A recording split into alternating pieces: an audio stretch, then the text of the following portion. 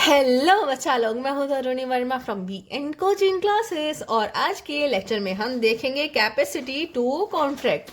Capacity to contract मतलब ऐसा कौन सा बंदा है जो कॉन्ट्रैक्ट कर सकता है। ठीक है, हम ये पढ़ लेते हैं डेफिनेशन तो हमें लग जाएगा पता। ठीक है, every person is competent to contract who is the age of majority.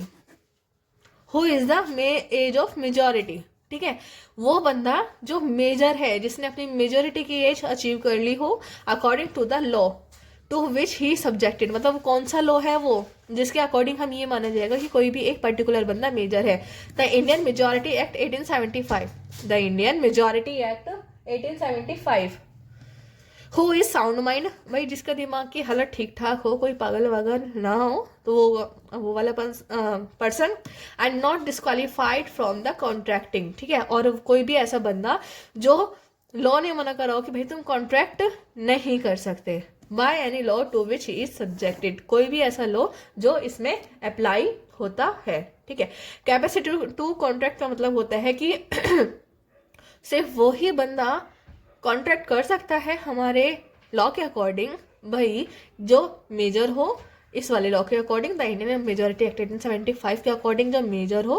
और आज के टाइम में मेजर किसको बोला जाता है? जिसकी 18 ईयर्स की एज कंप्लीट हो गई हो। ठीक है, हु इज साउंड माइंड, कोई पागल नहीं है, and not disqualified from the contracting. और लॉ ने उसको मना ना कर रखा हो कि भाई तुम कॉन्ट्रैक्ट नहीं कर सकते। ठीक है, और जो मेजर है उसकी और क्या क्वालिफिकेशन है? Domicile of India. ठीक है, डोमिसाइल ऑफ इंडिया, वो बंदा इंडिया का हो, इंडिया का रहने वाला हो, उसका डोमिसाइल उसका निवास प्रमाण पत्र इंडिया का बना हो, and completed the age of 18, जिसने अपनी 18 ईयर्स की एज कंप्लीट कर ली हो। एंड अगर कोई भी कॉन्ट्रैक्ट माइनर के साथ होता है, ऐसा कोई भी बंदा जिसकी एज 18 की ना हुई हो, उसके साथ क्या हुआ? कॉन्ट्रैक्ट कॉन्ट्रैक्ट वॉइड होगा। लॉ उसको मना करेगा कि भाई मैं इसमें कुछ नहीं कर सकता, आपकी गलती है, मैंने मना कर रखा था कि जिसकी एज 18 से कम है आप उस बंदे के साथ कॉन्ट्रैक्ट नहीं कर सकते। ठीक है, और इसी के अंदर एक होता है सेक्शन नंबर 12, साउंड माइंड। ठीक है, साउंड माइंड, इसकी भी 3 कैटेगरीज है। ठीक है, अगर कोई बंदा परमानेंट साउंड माइंड का है,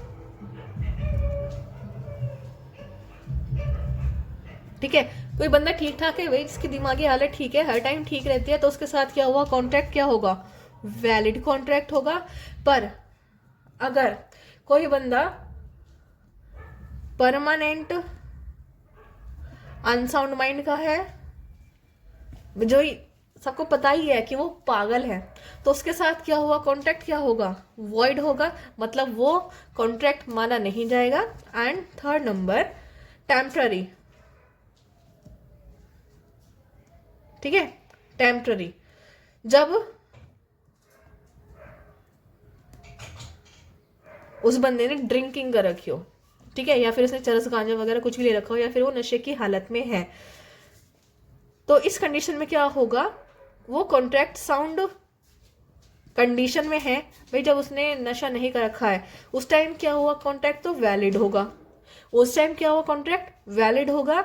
और अगर वो उस टाइम अनसाउंड कंडीशन में है, मतलब कि उसने ड्रिंक वगैरह कर रखी है, वो अपने होश में नहीं है, तो उस टाइम क्या हुआ?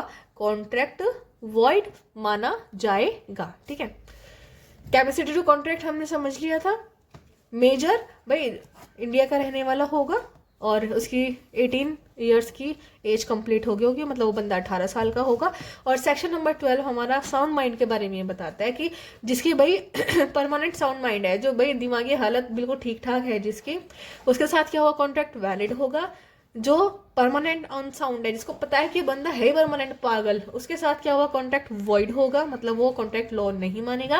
Third, temporary. टेम्पररी कौन होगा? ल्यूनाटिक, भाई जिसको नशे करने की आदत होगी, अगर उसने नशा नहीं किया है, उस टाइम कोई कॉन्ट्रैक्ट किया है तो वो वैलिड होगा। और अनसाउंड माइंड में इसका मतलब ये है कि जब उसने ड्रिंक कर रखा होगा उस टाइम अगर वो कोई कॉन्ट्रैक्ट साइन करता है तो तो उस टाइम क्या हुआ, कॉन्ट्रैक्ट वॉइड माना जाएगा। और आई होप इसके लिए किसी एग्जाम्पल को देने की जरूरत नहीं है, आपको ये आराम से समझ आ गया होगा। सो ठीक है गाइज, मिलते हैं आपसे नेक्स्ट लेक्चर में। टिल देन इसको वीडियो को शेयर कीजिए, लाइक कीजिए और सब्सक्राइब करना बिल्कुल भी मत भूलिएगा।